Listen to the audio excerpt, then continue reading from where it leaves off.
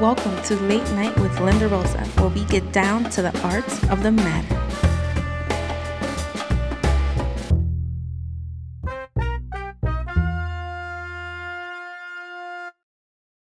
My darlings queridos, welcome y bienvenidos to Late Night with Linda Rosa, getting down to the arts of the matter. Welcome! Thank you guys so much for joining me this evening, or if you're listening at another time, it's okay. I can bring you to sunset anytime. But I wanted to catch up with you guys and see how you're doing, how everything's going. Please send me some messages, emails, and keep me up to date and entertain me with what you're doing with your lives. I would love for you guys to follow me on Instagram, which is Late Night with Linda Rosa. We've got Facebook. My podcast is on Linktree. So if you go to Instagram, you click on the link in my bio, it'll take you everywhere, including YouTube, which is also Late Night with Linda Rosa. And don't forget that we're also doing the Layers to Linda questions, you know, the ones where I get real deep into it. And that email is latenightwithlindarosa@gmail.com. So I would love to hear from you guys. I thank you so much for watching and listening in advance. And let's get into the topic is the art of living in a man's world. Let me elaborate. I low-key feel like it's been an insult to women for years. I think we're living in a man's world. I think we're living in what people think is a man's world. As I get older, I realize that women have more power than we give ourselves credit. It's just a matter of how we grow up, what we're taught, how we're taught, traditions, culture, and things like that. I think when they say living in a man's world, they're talking more in that sense. You know, where in a lot of different countries and religions and stuff, it is a man's world, or you have to cater to them. So I think in that sense, however, I think there's some things that are different. I think some things are left for interpretation. Living in a man's world, have I felt like that's been the case? Yes. In how many ways, I can't even tell you. How we get paid, how we get treated, how we get approached. I mean, there's so many different examples as how we get treated differently. I feel like there's an unspoken power or entitlement that men feel when you hear the phrase living in a man's world. But my thing is, ladies, it's time for us to break that fucking phrase. I feel like now more than ever, we cannot be afraid. We cannot be afraid to make a move. We cannot be afraid to embrace our womanhood and the power behind it. We cannot back down from our womanhood.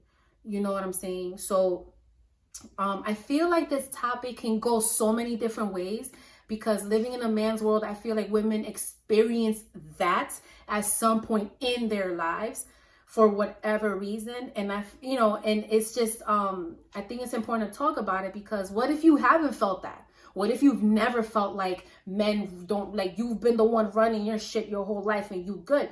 You may not see that. I want to hear from you. Send me a message. Let me know. Linda, everybody ain't like that. I think we all go through that, honestly. Or if not, we've been through something where we felt like we were not treated fairly, where we were, someone was chosen above us simply because we're female. Like, I think we've all gone through that. But I think that right now in our lives, it's an opportunity for us to address these things differently and in our favor, But yeah, I mean, that's what I wanted to talk about today. Kind of get into that, get deep into the conversation, and just kind of maybe have a better idea or a better way, or maybe a different perception of what living in a man's world means, and just ideas on if you do feel like that, or if you have experienced or you do experience that mentality in a workplace or in your home where that's the culture, a man's world. Then this is the place we want to talk about it. You know what I mean? And ladies, if you're listening to us and there's something that we may not have mentioned, by any means, I want to hear it. It's important, So that's what we're gonna talk about today. Evie, what's up? Yo. Hello. Yo, it's been a minute, I feel like. It's been quite some time, but I'm glad you're here. I'm glad to be here. I'm excited. I'm always down with you, you know what I mean? Yeah. Like, the energy's too good here to pass up on. Cool. I'm glad. I'm here for this conversation. I think it's a conversation that, it's almost like there was a movement, right? This whole Who Run the World's girls have a movement, Beyonce, right? shout out to Beyonce. And that movement almost made it a little bit of a taboo, like, oh, you're one of them. You know what I mean? And it's wait, say that again. You know, it's just, and it almost feels like, do I stand up for myself or do I not? Am I laying it on too thick? Like, where's the middle? Because, you know, not everybody wants to be seen or, you know, approached as an aggressive woman, which is unfortunately what the title you get when you stand up for yourself, versus, no, I'm just a woman and that's it. Like, there's no aggressive girl. Yes, that's all it is. So yes. I think I don't know. It's a weird time that we're in. It's still a very prominent conversation, although we have made some leeway. It's very prominent in our culture, in our society, in our music, everywhere. Have you ever experienced a situation or situations that made you feel like, yo, what the fuck? So, because he's a man? All the time, girl. All the time. And I think, unfortunately, not to say it is or not, but unfortunately, I'm not only a woman, but I'm a Latina woman. So, you know, and I can't really hide my Latina, and not so much because, you know, I got the curly hair and the brown skin. So beautiful. You know what I mean? And curly hair, of course.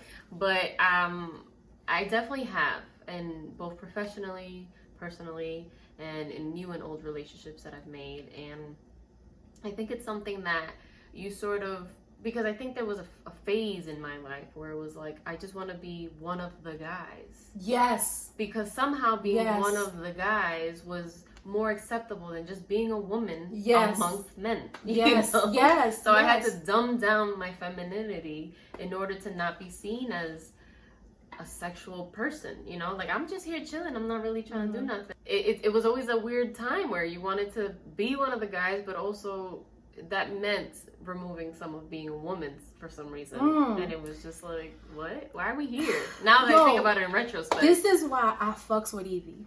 Because she be pulling out these points. And you couldn't be more right. Not only is it difficult as a woman, but as a minority woman, Latina, because think about it. Let's talk about that for a second. As a Latina, doesn't culture teach us to cater to our men, or men, period? Not our men, just men. I feel like and let's be real. And if you disagree, you disagree. It's my show. I said it.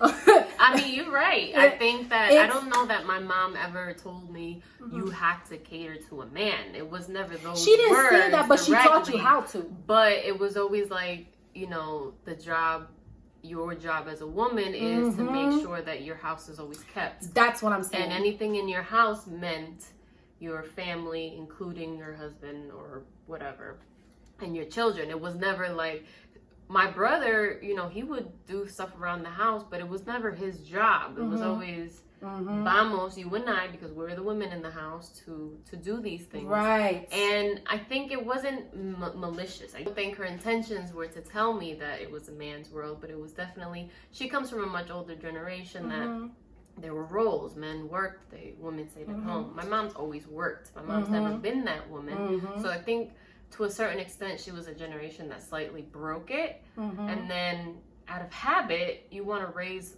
a good daughter and a good son. She was like, as you know, I don't ever want anyone to look at you sideways, so this is your job. I agree. I grew up the same way. I can't even, like, I was trying to take pieces of what you said, because I was like, maybe we grew up different, but this is one where we can actually, like, really, really relate. My mom never, like you said, she never came to me and was like, you have to do this for the man. But my mom did always say, una mujer siempre, una señorita siempre, a lady always, a woman always. This is what a lady does. My mom taught me how to be a woman, a lady. But in that, you were taught how to cater. And that's what I'm talking about. You know, and I am speaking on the Latina culture. And then literally, I didn't know your family history, and it's similar to mine. So as Latin, culturally it runs in the family where you're raised to cater.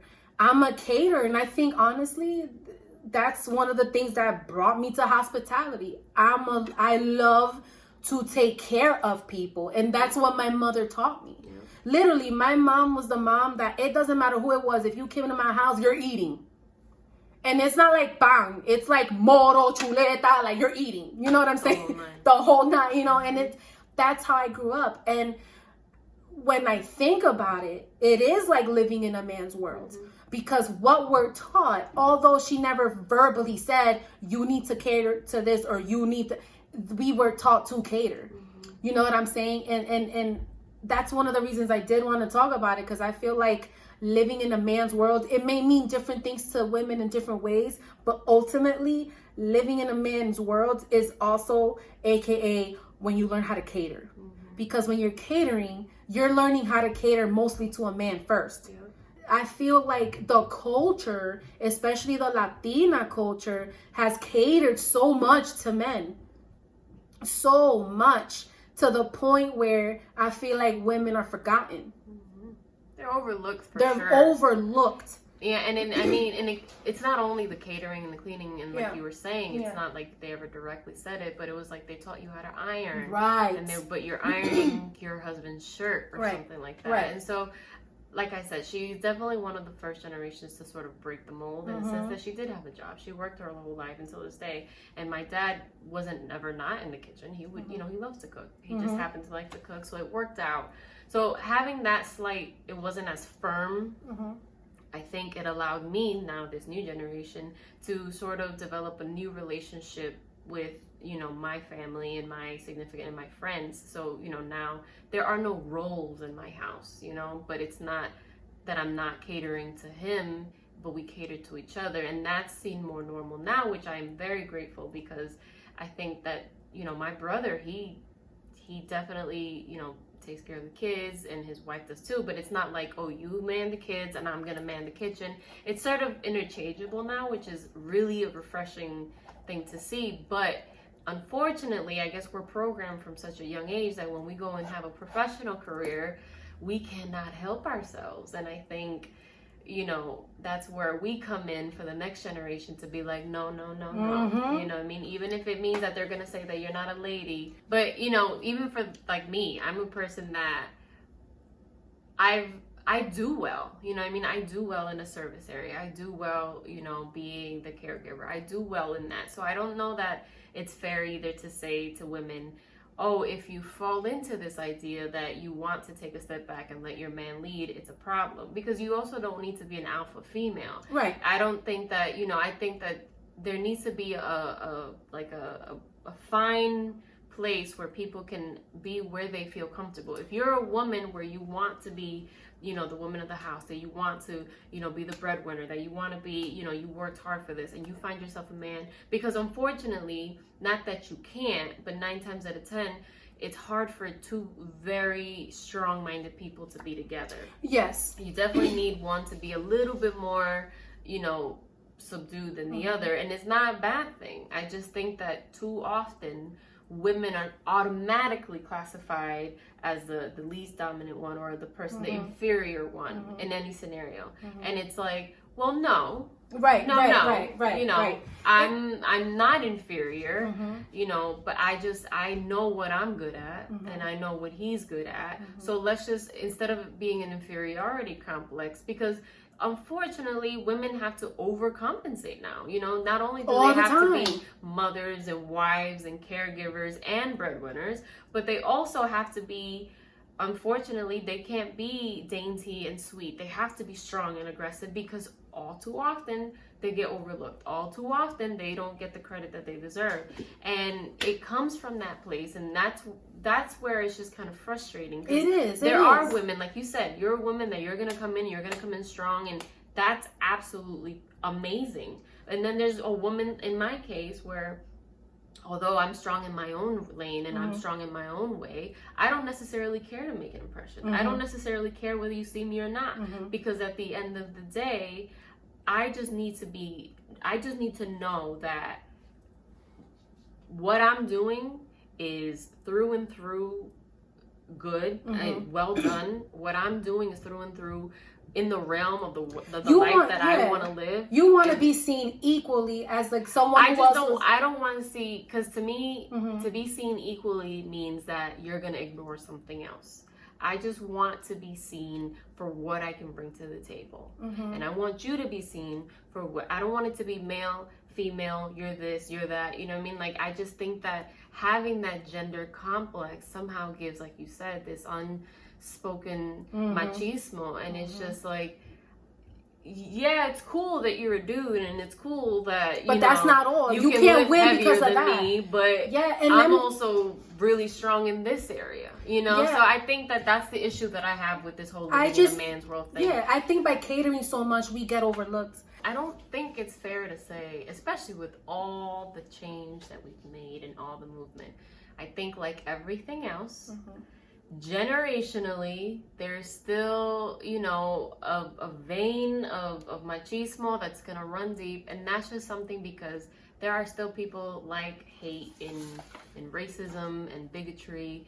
There are people that just pass it on to their kids. So unlike, you know, you and I, we agree that we don't necessarily care for the gender roles. We don't necessarily care that I'm a woman, so I will, you know, and you're a man. It's we hurtful, don't necessarily care for those stereotypes, but there are some people that really fondly believe in them. You know what? They take pride in them. They're people that believe that a woman belongs at home, and there are men out there that believe that, you know, my woman needs to be cooking and cleaning and stuff. Continue to stand up and voice our opinions where need be, and also be that change. You know, so it's like I don't believe that we live in a man's world anymore, but I do believe that it's something that's always going to linger, and we just have to remind our chatty little girls that they're just leaders, instead of telling them that you talk too much. You know, you should talk less. It's no, you should just be like, baby girl, you are a leader. I did want to talk about just a couple tips here and there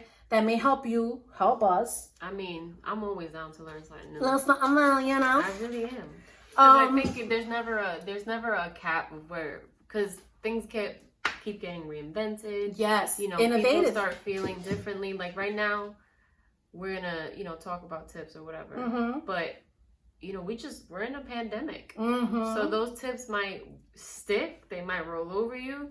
That's fine. But in another few years, you might hear that same tip again, and at that point in your life, you're ready to embrace it. So I think it's just one of those things. It's just one of those things. You just got to keep your ears and your heart open. And I think it's more about taking the support where you can get it and run with it, because unfortunately, it's so little support that you get when you need it. I feel like. So one of the things that we did look into were the tips, and one of the ones that I did want to mention, which is a good one, is focus on the things within your control, your actions, and your attitude. Now, I know that we deal, like I said, we deal with things like this all the time, like being discriminated against, not heard, not valued, not treated fairly. The thing is, we cannot waste our time on those things. The issue with that is you're giving way too much attention to the things that honestly they're gonna, like, this can literally go from an opportunity for you to you're like an emotional person and you just have an attitude and it's like a thing. Sometimes you have to understand there's some things sometimes you gotta hold them, sometimes you gotta fold them, sometimes you gotta let it go. Yeah, and you also have to be aware of when the situation is getting manipulated. So just because, let's say you get passed for a job, and you know you were well qualified and you everything ticked off, but a man got it. They're gonna, you know, there's always this, oh no, he just got it. It's not because he's a man. They'll make you feel like you're crazy. Like you mean to tell me that this was all an accident? So you kind of just have to be aware of the scenario. Make sure you're not letting yourself be gaslighted. Because but that's the thing. They'll make you feel like that. You're crazy. The next one was build a support network and use it. Yes. I feel like we did that. It's definitely important. It's definitely you always need a reminder of how amazing you are, because unfortunately when you get those kickbacks, you start to doubt yourself, and that's natural. Not because you're a woman, that's just natural. This is natural. But you know, I think that, like you said, building a network. And again, I don't want people to think that what she's saying is you need validation from friends. No, it's just a matter of, if I don't get an opportunity here, it's just good to have a network to build with people, learn from people, refresh. And sometimes when you build these networks with people and you build that camaraderie and that trust, I like to ask questions about my performance or what I can improve. Because sometimes you may not get an opportunity because it just wasn't for you at the moment. I'm doing right now, and I ask different people for their opinions. Why? Because I value their opinions, and I know that it's authentic and it comes from a good place. So I think that that's a good thing about creating a network. But be particular about your network. Don't be having everybody up in a circle. Because sometimes people want to eat at your table because they want to eat out your plate. Nah, if you in my table, I'm gonna make sure you can get your own plate. And it's not that I'll never share with you. I'll give you the last piece of bread I got, but I need to make sure you can do whatever you could for you. You need to build your own legacy and your own empire. And you need people like that want you to build for yourself and will empower and support that one way or the other. And then the last but not least, know your value and own it. And in order to know your value, you got to know your truth. And you got to own it. And that, I mean, and more often than not, I feel like that means knowing your value in the professional world. You're going to get offered something and you're going to be like, yeah, sure. You know, whatever. You're going to get hyped because you're like, oh my God, that's so high. No, bitch, I'm pretty sure the dude that just left the office got maybe 20,000 more than you. Yeah, you got to be like, My darlings, queridos, we're back, and this is the Artist of the Week segment, and I'm so excited. Thank you. Happy to be here. Good. How are you? Talk to me. What's up? I'm okay. I'm living. So we're here with Khalil tonight, and I'm so excited. First, let's talk about how I know Khalil, right? So we met each other through work. We won't get into details about when and wheres and all that good stuff, but we are former colleagues. However, my darling Khalil is actually a very talented actor. So many more things. What exactly do you do specifically? Let's tell everybody, what is your artistry? What do you do? I am an actor. Would consider myself a New York actor. You know, I'm largely raised and lived in North Jersey. I'm from South Jersey, but adulthood and getting my acting experiences from New York and whatnot. So I am an actor, and I think the trajectory of my artistic growth, I would say I am a solo artist. I produce and write one-man shows. I'm on my second one-man show. My first one-man show was Pryor Truth, and this one-man show that I'm currently working on and that you did come to see. Yes, I did. I was Illinois there. Boy Bleeds. I was there. It was so good, guys. Illinois Boy Bleeds. He was like a whole ass one man show. Like he had the outfits, everything was put together very well. Filming and everything. Yes. Yeah, I was a pleasure. Everybody it's always was nice. Yeah. It's always nice, you know, as an artist, because especially I'm an independent artist, so it's nice to you know, have folk actually show up and support. You know, because us little independent artists, we are always fighting against the big Broadway shows and whatnot. So the funding and the support, everything that goes into it, to have people actually show up, have butts in seats, you know, it's, humbling. But this was interesting because this was like Passaic was in there. It was Yeah, like hometown. yeah, it was yeah, so cool. It was like, you know, more than half. It was. More than half was from our hometown, Passaic. True. Which was really cool to see that. And we didn't know that we were, well, I was born in Passaic, and then it came up in our conversation one time when we were working on the show. I'm like, where are you from? He said Passaic, and you know, I have roots in Passaic. You have very smooth transitions from character to character.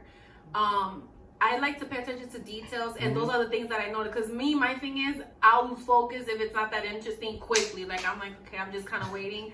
But you kind of just kept everything in motion. And I feel like your masterpiece, your project, your one-man show catered to so many different people that were there. You had the older folks, you had folks our age, you had younger folks, and some of it was real life shit that you learn, and some of it was real raunchy, raw. You know, but it was actually really entertaining, and I was just so proud of you. You know, a fellow, you know, colleague, and to see you do that. And I just remember, just real talk, where we used to work, Khalil used to come up with his books. Because he's very big on Pryor. Huge Pryor. Huge, right? He used to make infamous teas. He would have his teas on them with his books, writing these scripts. I remember when you were simply working on it. And I just make me cry. It's true. And I appreciate that, because that kind of motivates me to just put in work. Because I think sometimes it's difficult to, I don't want to say keep the motivation, but keep that momentum. Because you know when something takes off, it takes off, and then you have to be persistent. You know, but sometimes you need time to create. That was a good time. I'm glad you brought that up, because I haven't thought about that. I was in a certain zone, and it required me to. Pryor Truth, just a backstory. Pryor Truth was one of the first one-man show ever done about the comedian Richard Pryor. So it took a lot of like introspection, it took a lot of research, and just kind of shedding my own self to try to make those points of connection. So looking back at that time, the preparation, I think there was about like 4.5, 5 year total development that it took for me to get it to that point from start to finish. So that was a unique time. Thank you. I forgot about that. I remember certain things. I was deep in it. And you know what?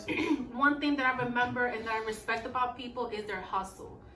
And you know, even if somebody doubts it, I just love the fact that even when he would go to work, he wasn't doing it while on the clock, but he always had like his book bag and his stuff on him, just ready to create. And but I did want to know a little bit of your history, how you got started, what sparked your artistry, what made you want to pursue this. Like, just tell me a little bit about just your story, really. I think as far as my artistry, I would give credit as far as giving that spark or planting that seed was definitely my parents. I would say early on, I could think when I'm like maybe 6, 7, 8 years old, how old. They took me to Broadway shows, so I remember, back then having that impression on the live theater, and I think that set with me, that impression, the imagining myself on the stage in front of a whole audience. So I had that at a very, very young age, actual Broadway show with black people, this was in the 80s. So that was, huge for my little mind. So I think that was the spark. And then later in like high school, I knew I wanted, I didn't have the confidence, I think.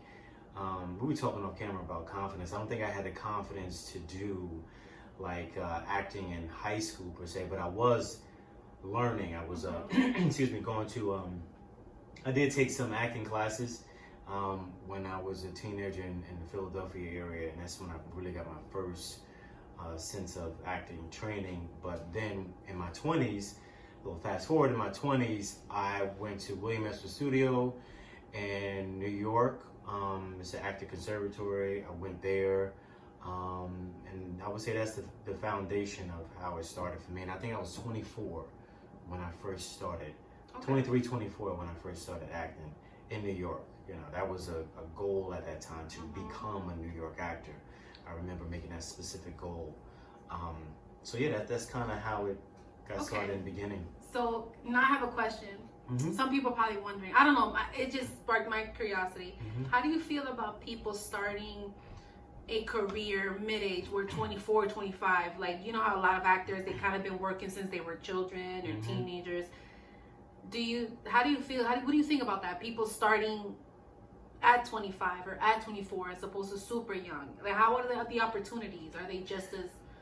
Well, I think that, artistry, it meets you where you are.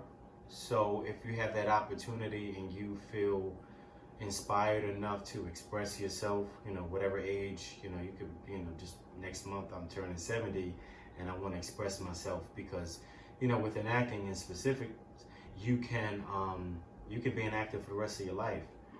Someone gonna need a grandmama, granddaddy, the husband, the hoe, the son, the hoe. Oh yeah, there's got to be a hoe in the story. There's always got to be a hoe. There's got to be a hoe in the story. And if you're cast as a hoe, I see that. If she's an actual hoe. Can't Cast me as a hoe. You have been working on a lot of Richard Pryor art pieces and different things. Can you elaborate on it? What is it about Richard Pryor that you've become such a fan, and you do his work and things like that? What sparked it? There's so many comedians yes. out there. I would say what sparked it is, the old folk and, people from the projects, my grandparents' friends making little jokes that, oh, you look like Pryor. There was never a time, I think, that growing up in which I did not hear that at a young age. I can think about when I was in New York or when I was here, when I was there. People just saying that, oh, you look like little Richard Pryor. Yeah. It's when I had hair and everything like that. In my 20s, but especially when I was younger and all throughout really my 20s and teenage years, going all the way back. So that was the spark. And for me, it was not the avenue of him being his comedic genius in the sense of being a comedian, but it was more so through acting, because I was a HBO kid, and you know how I used to turn it all the way to the dial, and and he was always on television, so I knew I recognized him and made the connection as him as the actor and the toy. So I wanted to be Richard Pryor and Macaulay Culkin. Those are my two. Really? Oh. Macaulay Culkin? You talking about the Home Alone kind of acting? I'm born 1981. Yes. No, I am too. No, I'm in the 80s as well, but I'm trying to figure out from Richard Pryor. Okay, Richard Pryor is a beast. Yes.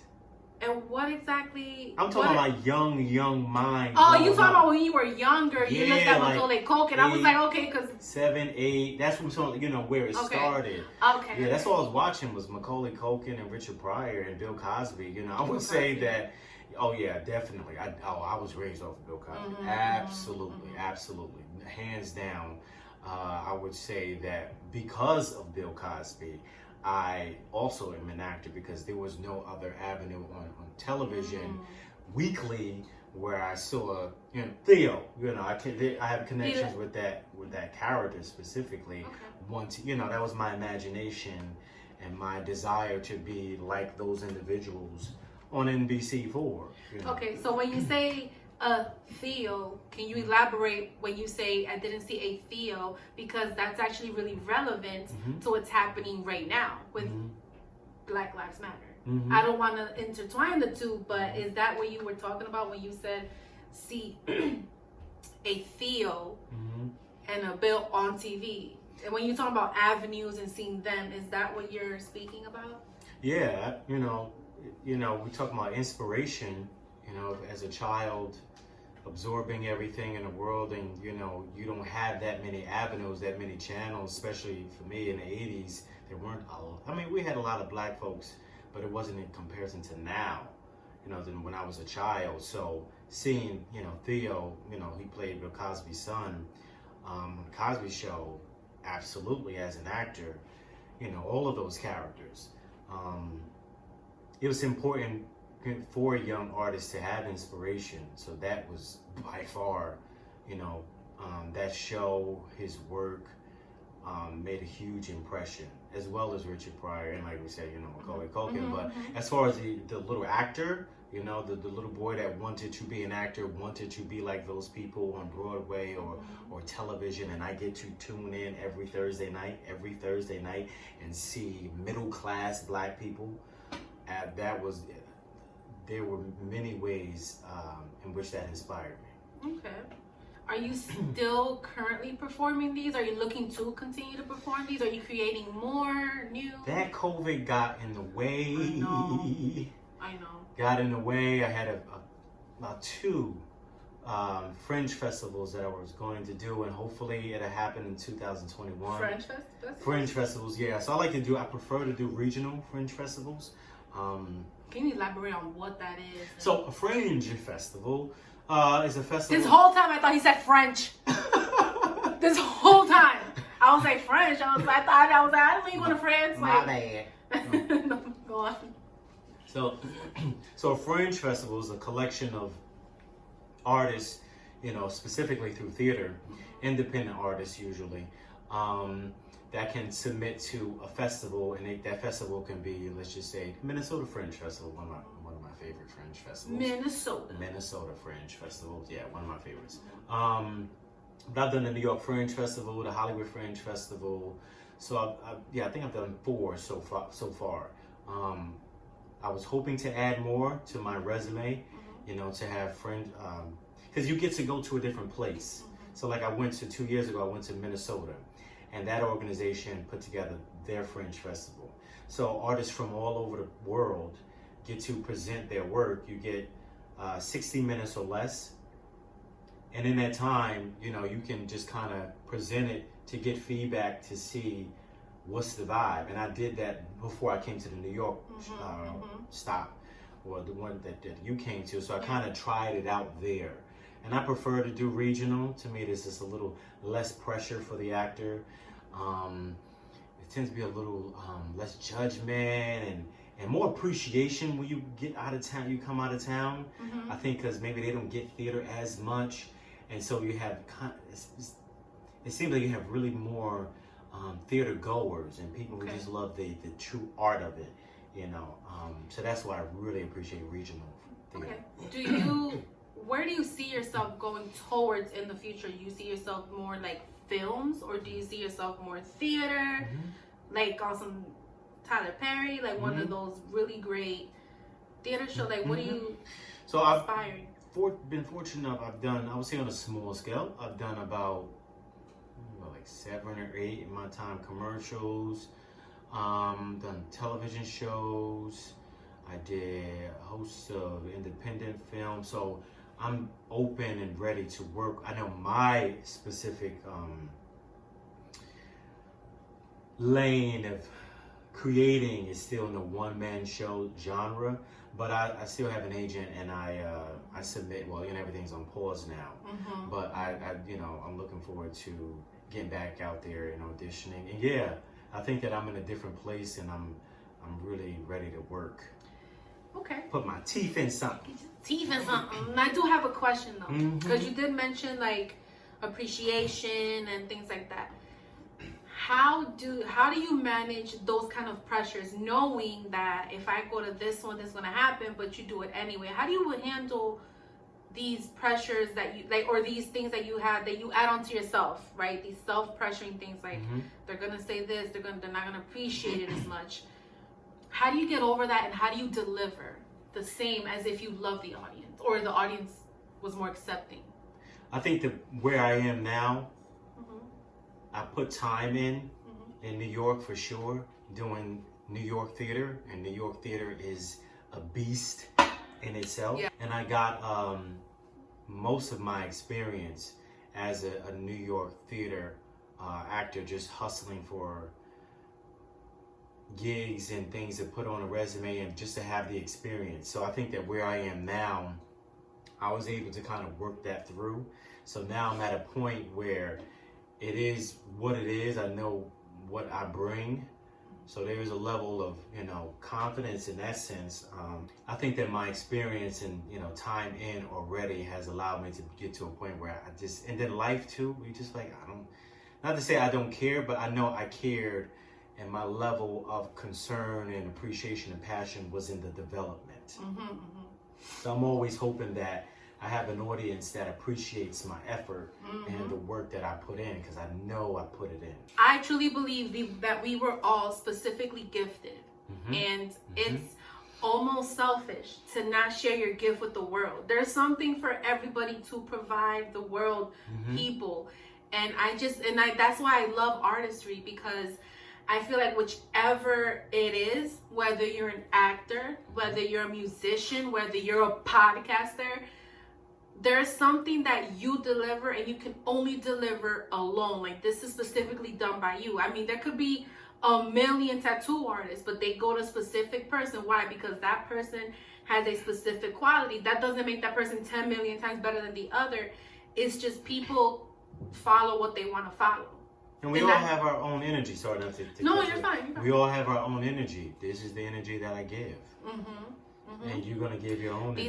And I'm not going to lie to you, Khalil. I've had it's been a little bit challenging accepting the fact that my content is what it is and will be what it will be. You know what I mean? I'm a non-filtered speaker, and sometimes I'm just gonna say shit how it is. And you do. You know, and the producer was like, "Fuck 'em. You gonna have listen. This is when you're." I have to remind myself, and the producer reminds me constantly. You're creating from your heart, from your blessing, from your gift. You're not creating. I'm not creating based off Khalil because then I'd be an actress. I'm creating Linda Rosa shit. I'm creating Linda Rosa content. My producer's creating Linda Rosa content because we click, we get it, we in the same page.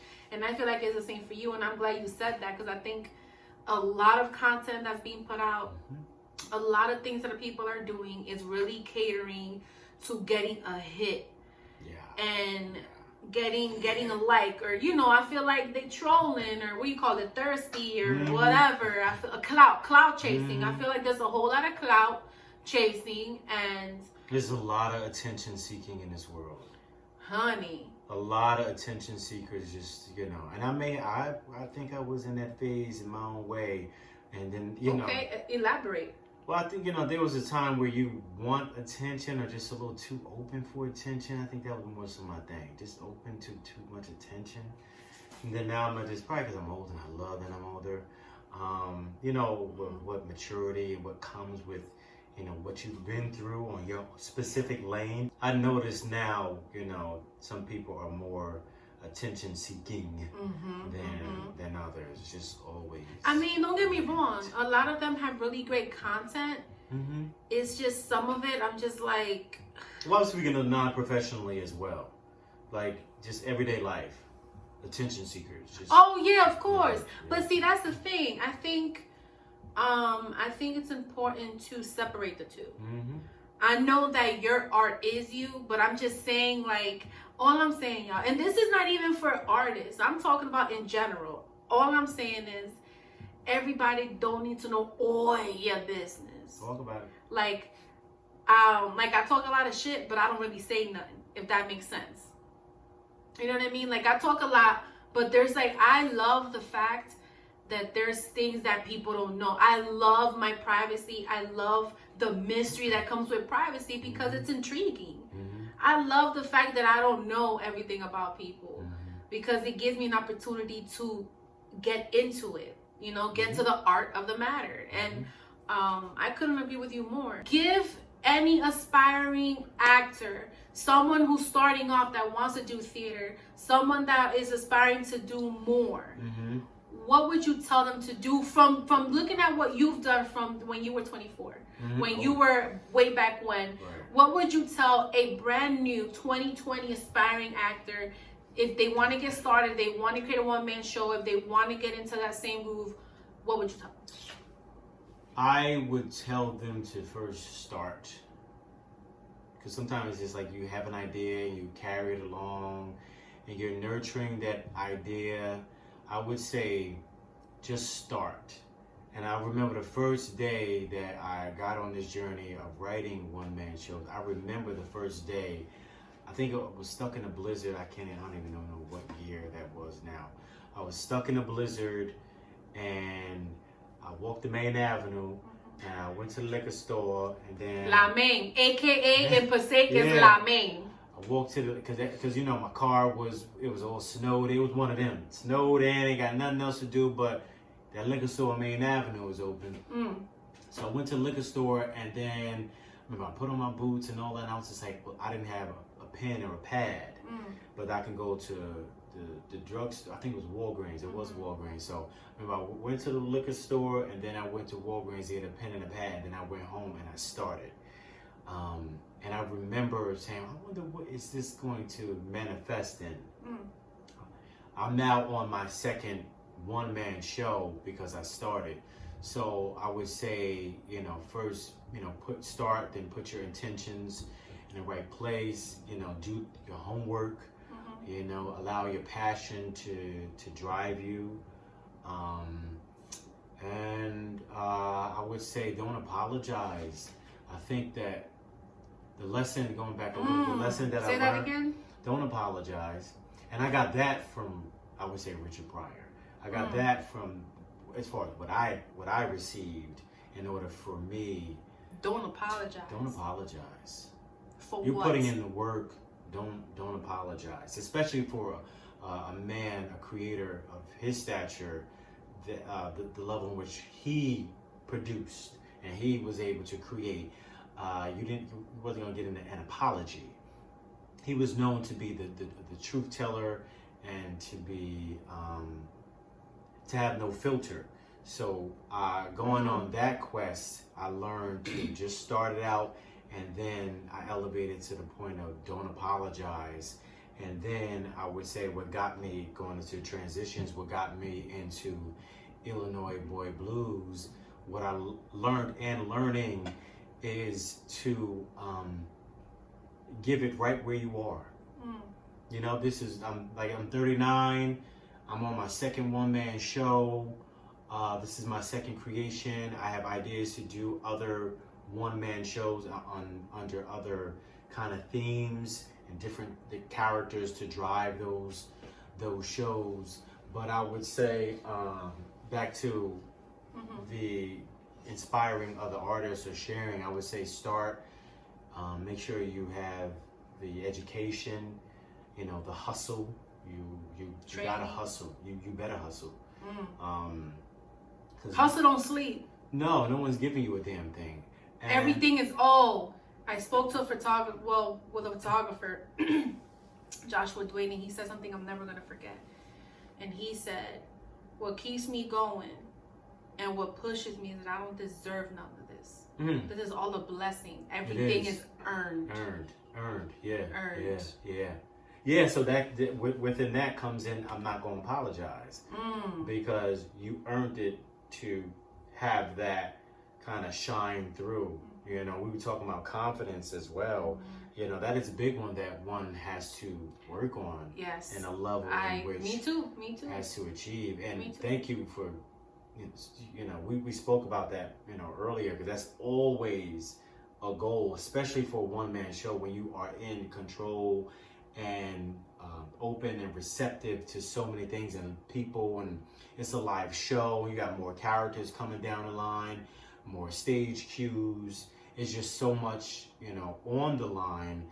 But before that, you got to have confidence, you know, in your word, confidence in yourself and the characters, you know, in the one-man show format, confidence in the characters that are behind you and that you have to morph into. So those elements of starting, don't apologize, do your homework, make sure you connect with the right people, you know, meet it, present it right where you are, and to, you know, have confidence. Thank you for having me. I appreciate it. It's always a pleasure. I love you. I adore you. Thank you for coming. But wait, before we go, let them know where they can reach out to you, what you got coming up, what you're working on, your Facebook, your info, where they can find you if somebody want to hook up with you. Let them know. Instagram, I_Mr. Khalil. My name is Khalil Muhammad, and I am an actor. Appreciate you so much for coming. I appreciate your time and attention.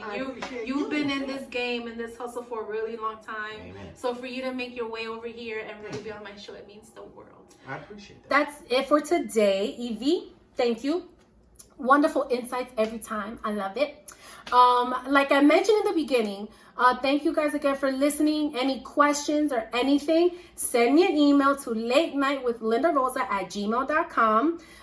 You can follow us on Instagram, Facebook, and then also you can go to our Instagram and you hit the link in our bio and it'll take you to all the links for the podcast, Apple Podcasts, Google Podcasts, Spotify, you name it, I'm on it. So just go to the link in our bio and send us a message. Let me know what you think. If you have any other tips or anything else that maybe we didn't address, let us know. And I look forward to hearing from you and how everyone's doing. I hope that you guys all have an amazing day and that tomorrow is even better. And I'll see you guys at sunset.